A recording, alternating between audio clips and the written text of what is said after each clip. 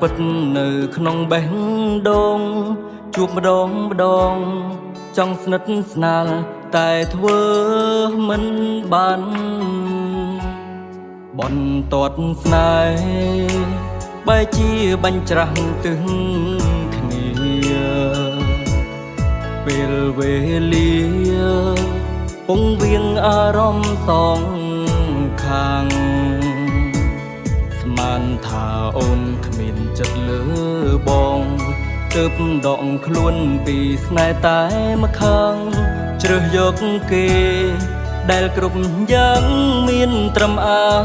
ណិតជ្រើសគេហើយមិនឡើយដឹងថាក្នុងចិនដាអូនក៏មានបងមិនដេចក៏ស្ងួនមិនប្រាប់ដល់បងលឿនបន្តិច